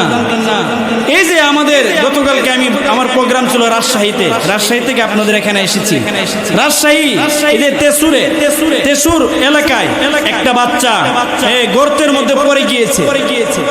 32 ঘন্টা পরে কিছুক্ষণ আগে, বয়ানের আগে ওঠার আগে সংবাদে দেখলাম বাচ্চাটাকে উদ্ধার করছে। এই যে বাচ্চা গর্তে পড়ছে, ঢাকা থেকে ফায়ার সার্ভিস আইসা ওই বাচ্চাটাকে উড়াইতেছে, উদ্ধারের জন্য চেষ্টা করতেছে। এই একটা ঘটনা আমরা সবাই মোটামুটি জানি কি জানি না? কেন আমরা এই দেশের মধ্যে আছি। তো এই রাজদরবার যে একটা ঘটনা ঘটছে, ফেরাউনের স্ত্রী আসিয়াও দেখলো। আসিয়া বলে, কিরি, একটা মা সন্তানে নিজের সামনে সন্তানগুলো মারা গেল, কিন্তু একটু মনে কষ্ট লাগলো না, নিজেও করার মধ্যে চলে গেল, একটু নিজেকে বাধা দিল না। এর ভিতরে কি আছে? আসিয়া বলে, একটা মা সন্তানের জন্য কত কষ্ট করি। ও বাবা, আমাদের মা আমাদের জন্য কষ্ট করেছে কিনা বলেন, কথা বলেন নাকি আরামে আরামে আমরা আই বসি? এরে বাবা, আল্লাহ কুরআনে বলেছেন ওয়াহানান আলা ওয়াহানিন। আল্লাহ বলেন আমাদের মায়েরা একটার পরে একটা কষ্ট করেছে। কি কষ্ট? যখন আমি আমার মায়ের পেটে ছিলাম, মা ঘুমাইতে পারে নাই, মধ্যরাতে একবার বসে, একবার দাঁড়ায়, একবার ঘুমায়। যদি কেউ বলে মা তুমি কেন ঘুমাও না, মা বলে আমার শরীরটা কেমন কেমন যেন করি। আমার মা যখন খাবারগুলো খাইতে নিত, তখন খাবারের প্লেটটা বাবা সামনে ফালায় দিত। যদি জিজ্ঞাসা করা হয় ও মা তুমি কেন খাও না, তখন আমাদের মায়েরা বলতো আমার বমি বমি ভাব হইতেছে, এই জন্য খাবারের রুচি নাই। ঠিক কিনা বলে? মুহতারাম হাজিরিন, এমন মা আছে যেই মা আমার জন্মের আগে, আমাদের জন্মের আগে তার বান্ধবীর কাছ থেকে, তার বাবার কাছ থেকে, তার মায়ের কাছ থেকে, তার বোনের কাছ থেকে, এমনকি তার প্রাণের স্বামীর কাছ থেকে শেষবারের মতো বিদায় নেই। ঠিক কিনা বলেন? কারণ কি জানেননি? কারণ এই মা দেখেছে সমাজের অনেক মা সন্তান ভূমিষ্ঠ করতে গিয়া নিজের প্রাণ পাখিটা বের হয়ে গেছে, শেষবারের মতো বিদায় হয়ে গেছে। এই জন্য আমাদের মায়েরা আমাদের আত্মীয় স্বজনের কাছে, তার কাছের মানুষের কাছে বিদায় নেয়, স্বামীর কাছে দাবি দাওয়াগুলো ছুটায় নেয়। ও বাবা, যখন আমাদের মা, আমরা যখন এই পৃথিবীতে আসব, মায়েদের এমন একটা ব্যথা হয়েছে, আল্লাহ কুরআনে বলেন ওয়াহানান আলা ওয়াহানিন, এমন একটা ব্যথা হয়েছে, যে ব্যথা এমনও মায়ের ঘটনা শুনেছি যে মা তার মাকে বলতেছে ওরে মা মারে একটা দাও দে, দাও দিয়া নিজের গলার মধ্যে দাও লাগায়া নিজেকে নিজে শেষ করে ফেলব। বলা হইল রে মা কেন তুমি এমন করবা? মায় বলে ওরে মা গলা যদি আলগা করি তাহলে হয়তো কিছুক্ষণ কষ্ট পাবো, তারপরে কষ্ট শেষ হয়ে যাবে, কিন্তু পেটের ভিতরে যেই কষ্ট করতেছে সেই কষ্ট তো শেষ হবার না। এরে বাবা, আমি আপনি কষ্ট পাইলে চিৎকার করে কাঁদতে পারি, কিন্তু মায়ের এমন প্রচন্ড ব্যথা, ব্যথার কারণে মা চিৎকার করে কাঁদতেও পারে না। পাশের বাড়ির পুরুষ মানুষটানি কান্নার আওয়াজ শুই না ফেলে নিজের ব্যথাটাকে জিব্বা দিয়া দুই দাঁত দিয়ে চিপাদা দইরা রাখছে রে বাবা। ঘন্টার পর ঘন্টা ব্যথা সহ্য করেছে মা। এজন্য কবিরা বলে যে তুমি তোমার মাকে কখনো কষ্ট দিবা না। এজন্য নবী বলেন তোমার মায়ের পায়ের নিচে তোমার জান্নাত, আল তাহতা আকদামিল উম্মাহাত, আল জান্নাতু তাহতা আকদামিল উম্মাহাত। নবী বলেন হে উম্মত, তোমার মা তোমার জন্য কত কষ্ট করছে উম্মত, তোমার জন্য তার তাজা তাজা রক্ত বাইর হইছে। মা অজ্ঞান হয়ে গিয়েছিল, আমাদের কান্নার আওয়াজে মায়ের জ্ঞান ফিরে এসেছিল, হুঁশ ফিরে এসেছিল। ঠিক কিনা বলেন? এই জন্য নবী বলেন উম্মত মার সাথে বেয়াদবি করবা না, বাবার সাথে বেয়াদবি করবা না, এদের পায়ের নিচে তোমার জান্নাত। সুবহানাল্লাহ বলেন। শুধু তাই নয় রে বাবা, আমি আপনি ভূমিষ্ঠ হওয়ার পরে যখন পৃথিবীতে আসলাম, এই ঠান্ডার রজনীতে মা আমাদের কিনে জড়াইয়া ঘুম পাড়াইতো। রাত 2টা বাজে 1টা বাজে গভীর রাতে মায়ের বুকের উপর প্রস্রাব করে দিয়েছি। মা একবারের জন্য বিরক্ত বোধ করে নাই, সাথে সাথে ঠান্ডা জামাগুলো নিজ শরীর থেকে খুইলা আবার নতুন জামা পরাইয়া নতুন খেতা গায়ে দিয়া তারপরে মা আবারও বুকের সাথে চাপ দিয়া ঘুমায় থাকছে, ঠিক কিনা বলে? আসিয়া বলে কিরে, একটা মা সন্তানের জন্য কত কষ্ট করে, তারপরে এই মা নিজের সামনে সন্তানগুলোকে মরতে দেখলো, নিজেও মরলো, এর ভিতরে কি আছে ভাবতে ভাবতে ভাবতে ভাবতে এক পর্যায়ে আসিয়া কালেমা পড়ে মুসলমান হয়ে গেছে। সুবহানাল্লাহ বলি। এবার আসিয়া তার স্বামীকে বলে, স্বামী আমি কিন্তু কালেমা পড়ে লাইছি, ঈমান আনছি। ফেরাউন বলে, আসিয়া পৃথিবীর সব মানুষ আমার বিরুদ্ধে যাক, আমার কোনো সমস্যা নাই। আসিয়া আমি তোমার অনেক বেশি ভালোবাসি। আসিয়া দোহাই লাগি তুমি আমার বিরুদ্ধে যাও না, আমি তোমাকে অনেক ভালোবাসি। হে আসিয়া, যখন গণকেরা বলেছিল আমার রাজ্যের মধ্যে একটা বাচ্চা ভূমিষ্ঠ হবে, যে বাচ্চা আমার সিংহাসন দখল করবে, আমি গণকের কথা শুই না 2000-এর উপর বাচ্চা হত্যা করলাম। যে বাচ্চার জন্য আমি 2000 বাচ্চাকে হত্যা করলাম, সেই বাচ্চা যখন আমার রাজপ্রাসাদে আমি তাকে মারতে যাব, সূরা কসস এর 9 নম্বর আয়াতে, তখন ফেরাউনের স্ত্রী বলে, ওয়াকালাত ইমরাতু ফিরাউন কুররাতু আইনিন লি ওয়ালাক লা তাকতুলু। ফেরাউনের স্ত্রী আসিয়া বলে, স্বামী রে, তুমি তোমার শত্রুকে তো মাইরে ফেলছো, 2000 বাচ্চা মেরেছো, এর ভিতরে তোমার শত্রু মইরা গেছে। ও স্বামী, এখন যে ফুটফুটে সুন্দর মায়াবী চেহারার বাচ্চা দেখো না স্বামী, এর সাথে এর দিকে নজর ফেললে নজর সরানো যায় না। কুররাতু আইনিন লি ওয়ালাক, স্বামী রে, ও স্বামী, এই যে দেখো বাচ্চা, এই বাচ্চার চেহারা কত মায়াবী। স্বামী দোহাই লাগে এই বাচ্চাকে মাইরো না, লা তাকতুলু। স্বামী এই বাচ্চাটাকে তুমি হত্যা কইরো না। আসা ইয়ানফানা আও নাত্তাখিযু ওয়ালাদা। দেখো না কত সুঠাম দেহের বাচ্চা, কত সুন্দর ফুটফুটে বাচ্চা। স্বামী এই বাচ্চাটা আমাদের উপকারে আসবে, আর যেহেতু আমাদের কোনো পুত্র সন্তান নাই, আমরা এই বাচ্চাটাকে আমাদের নিজেদের সন্তান হিসেবে গ্রহণ করে নিব। সুবহানাল্লাহ।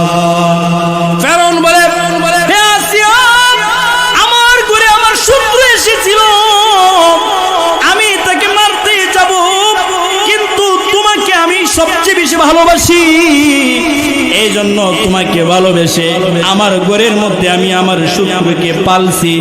শুধু পালছি যে তা না, তাকে আমি রাজশাহী আমি তাকে রাজকীয় ভাবে খাবার খাওয়াইছি, রাজকীয় পোশাক পরাইছি, রাজকীয় বাহনে চড়াইছি। শুধু যে চড়াইছি, খাওয়াইছি, পালছি তা না, এই বাচ্চাকে আমার শত্রুকে যারা দুধ পান করাইছে, যারা লালন পালন করেছে, আমি প্রত্যেককে আমার বাদশাহী তহবিল থেকে তাদেরকে পুরস্কার করেছি। হে স্ত্রী, সব তোমাকে ভালোবাসা করেছি, যদি তোমাকে ভালো না বাসতাম ওই দিন আমি আমার শত্রুকে প্রথম দিনই মেরে ফেলতাম। হে আসিয়া, সবাই আমার বিরুদ্ধে যাক, আমার কষ্ট লাগবে না, কিন্তু আসিয়া তুমি আমার বিরুদ্ধে যাও না। আসিয়া কই, ঈমান আনছি তো আনছি, আর ছাড়বো কোনোভাবেই। যখন আসিয়াকে ঈমান থেকে দূরে সরাইতে পারে না, এবার বলতেছে তোমাকে জেলে পাঠাইবো। আমাদের সমাজের জেলগুলো হইলো যে দল, যেই দল আছে এই দলের বিপরীত যারা থাকে তারাই জেলে ঢুকে, ঠিক কিনা বলেন? আজকের সমাজে চোর, ডাকাত, ইয়াবা, ফেন্সিডিল খুর, নেশাখোর গুলো পুলিশের নাগের ডগায় চলে, তাদেরকে গ্রেফতার করা হয় না, কিন্তু যারা রাজনৈতিক মতাদর্শের ভিন্ন হয় তাদেরকে নিয়ে জেলের মধ্যে বলে, ঠিক কিনা বলে? আজকের জেল হয়ে গেছে রাজনৈতিক জেল। মুহতারাম হাজিরিন, ফেরাউনের অবস্থা তাই। ফেরাউন নিজের স্ত্রীকে জেলের মধ্যে ফেলে দিয়েছে। জেলের মধ্যে গিয়া জেলের কয়েদি যারা, এই কয়েদিগুলো তো ফেরাউনের বিরুদ্ধে, এই জন্য এই আসিয়া কয়েদিদের কাছে ঈমানের দাওয়াত দেওয়া শুরু করেছে। ফেরাউন আগে পাগল আছেন একটা, অন্ডি পাগল, জেলের যত কয়েদি আছে যারা কয়েদি দিছি এরা তো আমার পক্ষের লোক না, আমার বিরুদ্ধে দিকে এদেরকে জেলে দিছি, এদেরকে ইমানদার বানাই লইতেছে, ইমানের দল তো বড় হয়ে যাবো গা, এ আসিয়ার জেল থেকে বাইর কর। তাফসীরের মধ্যে মধ্যে আসছে আসিয়া 3 দিন জেলে ছিল। মুহতারাম হাজিরিন, তারপরে ফেরাউন বলতেছে, হে আসিয়া, তুমি যদি ঈমান না ছাড়ো তাহলে আমি তোমাকে শুলিতে চড়াইব। শুলিতে চড়ানো মানে হলো, বুঝেন, চৌরাস্তার মধ্যে একটা বাঁশ খাড়া করাইব। এই বাঁশের আবার 2টা সাইড থাকবো, 2 সাইডের মধ্যে একটা করে পেরেক ঢুকাইব। হাতের তালু, 2 হাতের তালুতে 2টা পেরেক ঢুকাবে, আর পা দুটাকে এমন ভাবে কইরা এভাবে আরেকটা পেরেক ঢুকায় লটকায় দিবে।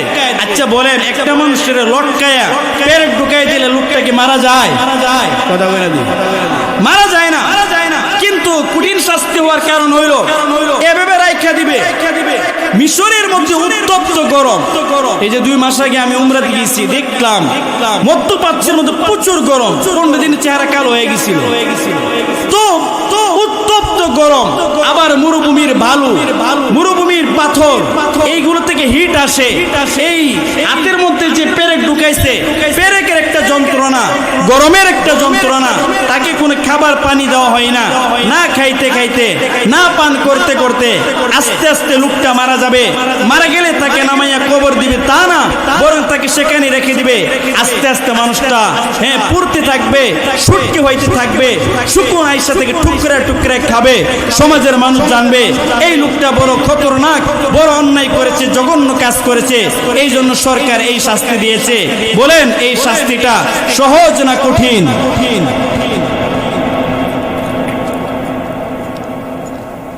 মুহতারাম হাজিরিন, ফেরাউন তার স্ত্রীর ব্যাপারে এই শুলিতে চড়ানোর আদেশ দিয়ে দিছে। আসিয়া বলে, আমি এই শাস্তি মাথা পেতে নিব, আমি এই শাস্তিকে কোনো পরোয়া করি না। মুহতারাম হাজিরিন, যে আসিয়া তিনি ছিলেন একজন রাজরানী, যার হাতে কখনো কোনো কাজ করতেন না। হাতগুলো ছিল নরম তুলতুলে। এই চৌরাস্তার মধ্যে আসিয়ার হাতের মধ্যে পেরেক ঢুকাই দিছে, পায়ের মধ্যে পেরেক ঢুকাই দিছে। আসিয়া মুস্কি মুস্কি হাসে। যারা আসে মানুষগুলোর মধ্যে হই হুল্লা হয়ে গেছে যে আজিজে মিশর, এই মিশরের প্রধানমন্ত্রী ফেরাউনের স্ত্রীকে শুলিতে চড়াইছে। সবাই দেখার জন্য চৌরাস্তার মধ্যে আসে। যখনই মানুষ আসিয়াকে দেখতে আসে, তখনই আসিয়া সবাইকে কালিমার দাওয়াত দেয়া দেয়। সুবহানাল্লাহ। এবার ফেরাউন বলে, কিরে, মানুষদেরকে কালিমার দাওয়াত দেয়া দেয়, আসিয়ারা রাখা যাবে না। একদিন শুলিতে রাখার উপরে আসিয়াকে নামাইছে। এবার বলতেছে, ফেরাউন বলতেছে, আসিয়া, তুমি যদি ঈমান না ছাড়ো তাহলে তোমাকে এখন সর্বশেষ কঠিন একটা শাস্তি দিব। আসিয়া বলে, কোনো সমস্যা নাই। ফেরাউন বলে, শাস্তিটা কিন্তু ছোড়ো না, শাস্তিটা বড় শাস্তি। শাস্তিটা হলো তোমাকে তেল গরম কইরা তোমার শরীরের উপর ছেড়ে দিব। শুধু শরীরের উপর ছাড়বো তা না, তোমাকে সবার সামনে উলঙ্গ কইরা, শরীর খালি কইরা, উলঙ্গ দেহের মধ্যে যখন আমি গরম তেল ছেড়ে দিব, তুমি গরম তেলের উত্তপ্ততার কারণে, এই গরমের কারণে তুমি ছটফট করতে থাকবা, নাচতে থাকবা। মানুষের সামনে তোমার আস্তে আস্তে প্রাণ পাখি বাইর হবে, এভাবে তোমার মৃত্যু হবে। মুহতারাম হাজিরিন, এবার আসিয়া আল্লাহর দরবারে কাঁদতেছে, আল্লাহ, 3 দিন আপনার জন্য আমি জেলে ছিলাম। আল্লাহ, আমার কিন্তু কষ্ট লাগে না। আল্লাহ, একদিন শুলিতে চড়লাম, কষ্ট লাগে না। আল্লাহ গো, এই মুহূর্তে আমার জালেম স্বামী আমার ব্যাপারে আদেশ দিয়েছে, আমাকে নাকি উলঙ্গ করবে। আল্লাহ, বেঈমান কাফেরদের সামনে আমার ইজ্জতটা নষ্ট হবে। আল্লাহ, বেঈমানগুলো আমার উলঙ্গ শরীর দেখে তারা বোঝা দিবে। আল্লাহ, ইবারের কারণে কাফের গুলো আমার চরিত্রটাকে নষ্ট হইতে দেখবে। আল্লাহ, আমি মানুষের সামনে উলঙ্গ হইয়া গেলে আমাকে যখন তেল ছিটাইয়া দিবে, আমি তো নাচতে থাকবো, আর কাফের বেঈমানেরা এই দৃশ্য দেখা মজা নিতে থাকবে। রে মাওলা, ও মাওলা, মাওলারে আপনার কাছে আমার ফরিয়াদ, এই শাস্তি দিবার আগে আপনি আমাকে আপনার কাছে নিয়ে যান। সূরা তাহরিমের 11 নম্বর আয়াত। ফিরআউনের স্ত্রী দোয়া করেন, ওয়াইজ ক্বালাত রাব্বি ইবনি লি ইনদাকা বাইতান ফিল জান্নাহ। মালিক, আমার স্বামী এখন আমাকে যে শাস্তির আদেশ দিয়েছে, আল্লাহ এই শাস্তি কার্যকর হওয়ার আগে আপনি না আমাকে এই দুনিয়া থেকে নিয়ে যান। আল্লাহ 3 দিন জেলে থাকলাম, কষ্ট লাগলো না। আল্লাহ রে, শুলিতে চললাম, তাও কষ্ট লাগলো না। মালিক, এই মুহূর্তে যদি আমার চরিত্রের উপর আঘাত আসে, আমার উলঙ্গ শরীর দেখে কাফেররা যদি আনন্দ মজা উপভোগ করে, আল্লাহ এই দৃশ্য আমি নিজেকে নিয়ন্ত্রণে নিতে পারবো না, সহ্য করতে পারবো না। আল্লাহ এই মুহূর্তে আপনি আমাকে আপনার কাছে নিয়ে যান, আপনার কাছে একটা ঘর বানাইয়া আমি আসিয়াকে সেই ঘরের মধ্যে নিয়ে যান। সুবহানাল্লাহ। আসিয়া এই দোয়া নিয়ে যারা গজল লেখে একটা গজল বানিয়েছে, বলবো মালিক তুমি জান্নাতে, তোমার কাছে আমার একটা ঘর বানিয়ে দিও, একটা ঘর বানিয়ে দিও। মালিক তুমি জান্নাতে, তোমার কাছে আমার একটা ঘর বানিয়ে দিও, একটা ঘর বানিয়ে দিও। আমাদের কার ঘরগুলো আল্লাহ তাআলার পাশে জান্নাতের মাঠে হোক, 2 হাত তুলে দেখায়। নারে তাকবীর, নারে তাকবীর। মুহতারাম হাজিরিন, তাফসীরের মধ্যে আসছে আসিয়া তার জান্নাতটা দেখা দেখা তারপরে মৃত্যুবরণ করেছে। সুবহানাল্লাহ। বলার উদ্দেশ্য, ঈমান আনছে, আনার পরে তাকে ঈমানের উপরে পরীক্ষা হয়েছে, ঈমানের উপর পরীক্ষায় সে স্থির ছিল, ইস্তেকামত ছিল। আল্লাহ তার জান্নাতটা দেখায় দেখে পৃথিবী থেকে নিয়েছে। এই আয়াত দিয়ে, এই তাফসীর দিয়ে, এই ঘটনা দিয়ে আল্লাহ বুঝাইতে চান, হে আপনাদের এলাকার নাম কি গাইবান্ধার মানুষ, হে গাইবান্ধার মুসলমানেরা, আমি কিন্তু তোমার ঈমানের উপর পরীক্ষা করব। তুমি যদি তোমার ঈমানের পরীক্ষায় স্থির থাকতে পারো, ইস্তেকামতের সাথে থাকতে পারো, আমি আল্লাহ নিশ্চিত তোমাকে জান্নাতুল ফেরদাউসের মালিক বানাবো। সুবহানাল্লাহ। ওই আলোচনার মধ্যে একটা আলোচনা শেষ করলাম, 1 গুণের আলোচনা। সময় চলে গেছে, 12টা বেজে গেছে। মধ্যরাতে ঠান্ডার সময় তো আলোচনা আসলে করা ঠিকও না, 12টার উপর আলোচনা হয় না। আজকে প্রথম দিন, আজকে তাড়াতাড়ি হওয়া দরকার।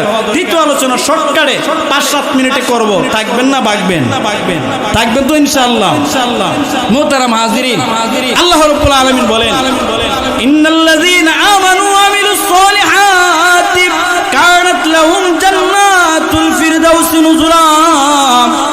আল্লাহ তাআলা বলেন, যারা 2টা গুণ অর্জন করবে, আমি আল্লাহ নিশ্চিত তাদেরকে জান্নাতুল ফেরদাউসের মালিক বানায় দিব। 1 নম্বর, যারা ঈমান আনবে অথবা ঈমানের উপর স্থির থাকবে। 2 নম্বর গুণ হলো যারা এই সমাজের মধ্যে নেক কাজ করবে। সুবহানাল্লাহ। কি কাজ করবে? নেক কাজ। যত নেক কাজ আছে, সবচেয়ে উত্তম নেক কাজ কোনটা? নামাজ। কোনটা? এজন্য নবীর এক সাহাবী হযরত আব্দুল্লাহ ইবনে মাসউদ রাদিয়াল্লাহু তাআলা নবীকে বলেন, ক্বালা রাসূলুল্লাহ সাল্লাল্লাহু আলাইহি ওয়াসাল্লাম, সালতুন নবিয়্যা সাল্লাল্লাহু আলাইহি ওয়াসাল্লাম আইয়ুল আমালি আফদালু ইলাল্লাহি তাআলা। ওগো নবীজি, আমরা তো অনেক আমল করি, তোর মধ্যে কোন আমলটা আল্লাহর কাছে সবচেয়ে বেশি প্রিয়? আমার নবী সেই সাহাবীর প্রতি উত্তর বলে, ক্বালা আস-সালাতু আলা ওয়াক্তিহা। আমার নবী বলেন, সবচেয়ে প্রিয় আমল হইল সময় মতো নামাজ পড়া। সুবহানাল্লাহ। ঈমানের পরে নামাজ যাওয়ার লাগে, তাবলীগের সহিহ উসুল। প্রথম নাম্বার ঈমানের আলোচনা, তারপরে কি এর আলোচনা? নামাজের আলোচনা। এজন্য ঈমানের পরে সবচেয়ে দামি আমলের নাম নামাজ। বলেন, দামি আমল আমলের নাম কি? এই জন্য 2 নাম্বার গুণ নেক কাজ লাগবে। আচ্ছা বলেন, নামাজ পড়া নেক কাজ না বদ কাজ? নামাজ না পড়া নেক কাজ না বদ কাজ? এর মানে হলো যখন মুয়াজ্জিন আযান দিবে আর আযান শুই না যারা মসজিদে যাবে তারা নেক কাজের দিকে আগাইবে, মানে হলো তাদের ভিতরে ঈমানও আছে আবার নেক কাজও করে, এই লোকটাই জান্নাতের পথে আগাইবে। আর মুয়াজ্জিন আযান দিল, যারা নামাজ থেকে মুখ ফিরাইয়া নিবে সে তো বদ কাজ করেছে, ঈমান আছে মাগার নেক আমল নাই, এই জন্য সে কিন্তু বাবা জান্নাতুল ফেরদাউসে যাবে না। সে নিজেকে মসজিদ থেকে মুখ ফিরায় নিছে, মানে হলো নিজেকে জান্নাতুল ফেরদাউস থেকে মুখ ফিরায় নিছে। নাউজুবিল্লাহ বলি। নামাজের আলোচনা বলতে গেলে অনেক লম্বা সময় বলতে হবে। আমরা দুনিয়াতে যতক্ষণ থাকবো ততক্ষণ আমল চলবে, ঠিক কিনা বলেন? আজকে যদি মারা যায় তাহলে আমরা আর আমল করতে পারবো? যারা গতকাল মারা গেছে আজকে আমরা সারাদিন নামাজ পড়েছি, আমরা নামাজের সওয়াব পেয়েছি। যিনি গতকাল মারা গিয়েছেন তিনি কি আজকের নামাজের সওয়াব পাবেন? এই জন্য ভাই নবী বলছেন, যখন কোন মুমিন মুসলমান 3টা কাজ করবে সে মারা গেলেও তার কবরের মধ্যে সওয়াব অনবরত যেতেই থাকবে। সুবহানাল্লাহ বলি। এই হাদিসটা বলি শেষ করে দিব। আন আবি হুরায়রা রাদিয়াল্লাহু তাআলা আনহু قال قال رسول الله صلى الله عليه وسلم اذا مات الانسان انقطع عمله الا من ثلاث।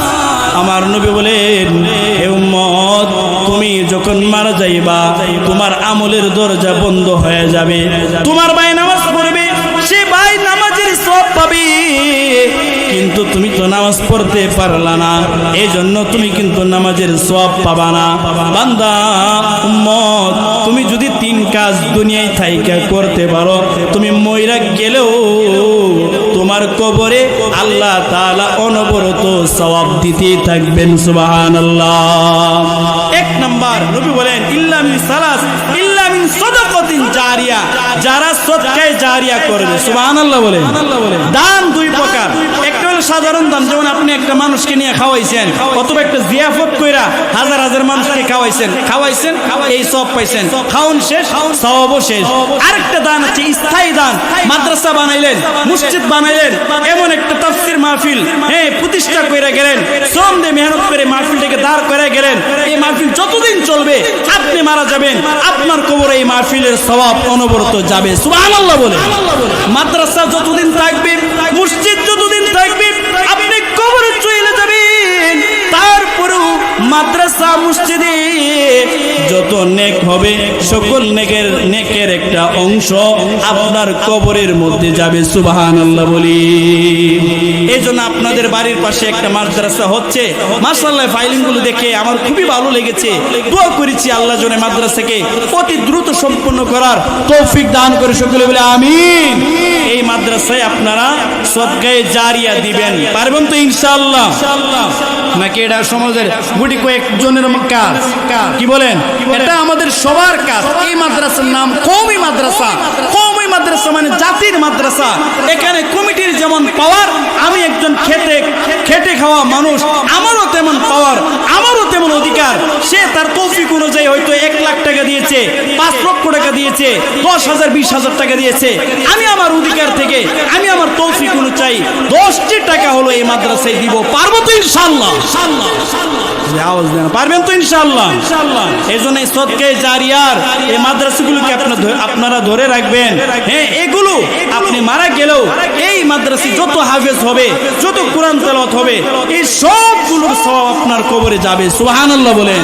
এইরকম তাফসীর মাহফিলগুলো আপনারা ধরে রাখবেন। তাফসীর মাহফিল যতদিন থাকবে আপনার কবরে এই মাহফিলের সওয়াব অনবরত যেতেই থাকবে। সুবহানাল্লাহ বলি। সম্মানিত গ্রামবাসী মহল্লাবাসী, আমি আপনাদের সামনে আর আজকের জন্য সময় দিব না। অন্যদিন যদি পাই ঘন্টা 2 ঘন্টা 3 ঘন্টা ইনশাল্লাহ সময় দিব। আমার কাছে ঘন্টা 3 ঘন্টা বয়ান করে কোনো ব্যাপার না, কিন্তু আজকের জন্য আমি পারলাম না। কারণ আমার বয়ানের চাইতে আমার কাছে গুরুত্ব হইল জুমা।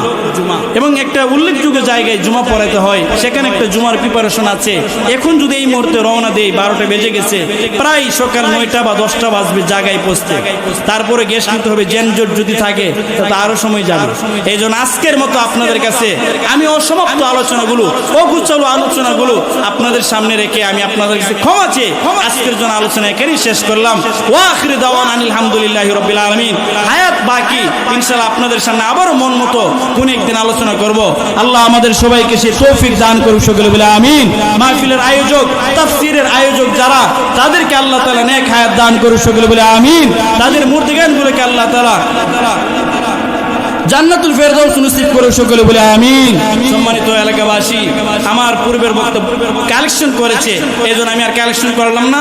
আপনাদের সামনে এই মাহফিল উপলক্ষে মাদ্রাসার জন্য ছাত্ররা ব্যাগ নিয়ে যাবে। যে যতটুকু পারেন সবাই ইনশাআল্লাহ মাহফিলের জন্য দান করবেন। সকলে পকেটে হাত দেন, চায়েন আবার আরেকজনের পকেটে হাত মেরেন না, নিজের পকেটে হাত দেন, দিয়া যা আছে আপনার পকেটের বড় নোটটা এই মাহফিলের জন্য, মাদ্রাসার জন্য আপনারা দিয়ে দেন। আল্লাহ আমাদের সবাইকে সেই তৌফিক দান করুন, সকলে বলে আমিন।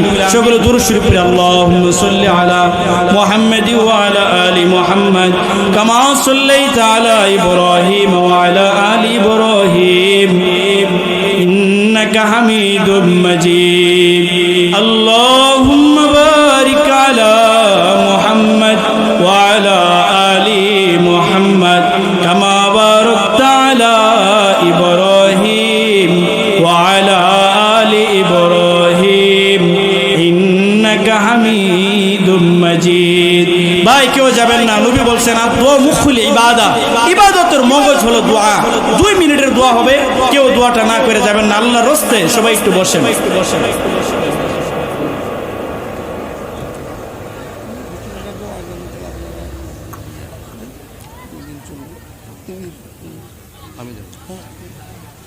وصحبه أجمعين. ربنا ظلمنا أنفسنا وإن لم تغفر لنا وترحمنا لنكونن من الخاسرين. ربنا آتنا في الدنيا حسنة وفي الآخرة حسنة وقنا عذاب النار. رب ارحمهما كما ربياني صغيرا وقل رب ارحمهما كما ربياني صغيرا. يا الله يا ارحم الراحمين مولا. 3টা প্রতিষ্ঠানকে সামনে নিয়া আল্লাহ এলাকার মুরব্বী বাবারা, নওজোয়ান যুবক ভাইয়েরা, আল্লাহ আজকে একটা সুন্দর কোরআন তাফসীর মাহফিলের আয়োজন করেছে। আল্লাহ এই মাহফিল আজকে 23তম বছর চলতেছে রে মাওলা। ও গো মাওলা, মেহেরবানি করে আমাদের মাহফিলগুলোকে আপনি কবুল করে নেন। আল্লাহ যত সওয়াব হয়েছে ভুল বেয়াদবি মাফ করে দেয়া, হাদিয়াটুকু কোটি কোটি গুণ বাড়াইয়া সর্বপ্রথম প্যারা নবী সাল্লাল্লাহু আলাইহি সাল্লামের রওজা মুবারকে পৌঁছায় দেন। বাবা তুমি থেকে আজ পর্যন্ত যত নরনারী মুসলমান কবরে শায়িত, আল্লাহ প্রত্যেকের রূহে আজকের হাদিয়াটুকু পৌঁছায় দেন। ইয়া আল্লাহ, বিশেষ করে জানি না কে যেন জনম দেখি মাকে হারাইয়া ইতিমের মতো 2টা হাত বাড়াইছে। আল্লাহ জানি না কে যেন বাবাকে হারাইয়া ইতিমের মতো 2খানা হাত বাড়াইছে। আল্লাহ চোখের সামনে কত মানুষ মাকে মা বলে ডাক দেয়, আল্লাহ কত সন্তান বাবাকে বাবা বলে ডাক দেয়। আল্লাহ গো মাওলা, এমন ইতিম সন্তান হাত বাড়াইছে। আল্লাহ কাফনের কাফনটা সরাইয়া মায়ের মায়াবী চেহারাটা দেখেছিল, আল্লাহ আর কখনো মায়ের চেহারাটা দেখে নাই রে মাওলা। আল্লাহ যে মা আমাদের জন্য কষ্ট করেছে, আল্লাহ গো যখনই মায়ের খেদমত করব, তখনই মা আমাদের ছেড়ে কোথায় যেন হারিয়ে গেছে রে মাওলা। আল্লাহ, এই দুনিয়ায় থেকে আমেরিকা লন্ডন থাকলেও খবর পাওয়া যায়, কিন্তু 3.5 হাত মাটির নিচে মা ঘুমায় আছে, কোনো খবর নাই রে মাওলা। আল্লাহ, যে বাবা মাওলা মাথার গাম পায়ে ফেলা সন্তানকে মানুষ করেছে, যে বাবা সন্তানকে কোলে নিয়ে কাঁধে নিয়ে মাথায় নিয়ে সন্তানকে নিয়ে বাজারে ঘুরতো, কত সুন্দর হাসি দিত, আজকে সেই বাবাগুলো কবরের মধ্যে ঘুমায় আছে রে মাওলা। আল্লাহ, আমাদের যাদের মা বাবা দুনিয়াতে নাই, আল্লাহ তাদের কবরগুলোকে আপনি জান্নাতের টুকরো বানায় দেন। আল্লাহ, আমাদের মা বাবা সহ দাদা দাদি নানা নানি শ্বশুর শাশুড়ি মই মুরব্বী আত্মীয় স্বজন বন্ধু বান্ধব যারা দুনিয়া ছেড়ে কবর দেশে, আল্লাহ সবাইকে আপনি মাফ করে দেন। আল্লাহ সকলের কবরগুলোকে আপনি জান্নাতের টুকরো বানায় দেন। ইয়া আল্লাহ, আমরা এখানে যারা হাত বাড়াইছি, আমাদের মতো গুনাহগারে আসমানের নিচে জমিনের উপর আর কেউ নাই রে মাওলা। আল্লাহ, একের পর এক তওবা করে আবার শয়তানের ধোঁকায় আবারও গুনাহ করে ফেলি রে মাওলা। আল্লাহ, এত পরিমাণ গুনাহ করেছি, আপনার দরবারে হাত বাড়াইতে মাওলা শরম লাগে। আল্লাহ, আপনি আমাদেরকে পাঠাইছেন এই দুনিয়াতে ইবাদত করার জন্য। মাওলা রে, আমরা তো শয়তানের ধোঁকায় পইরা গুনাহ আর গুনার মাধ্যমে জীবনটাকে নষ্ট করে দিয়েছি রে মাওলা। এই জীবনে না করিলাম বন্দেগী, গুনাহ করে কাটাইলাম জিন্দেগি, গুনাহ করে কাটাইলাম জিন্দেগি, তওবা করে আবার তওবা ভাঙ্গিলাম, অবশেষে খাঁটি তওবা করিলাম। সকলেরই দরজা হইতে আল্লাহ ফিরিয়া আপনার ওই দরজায় রইলাম দাঁড়াইয়া। আপনি যদি মাফ না করেন আল্লাহ বান্দারে, বলেন আপনার বান্দা যাবে কার কাছে, বলেন আপনার বান্দা যাবে কার কাছে।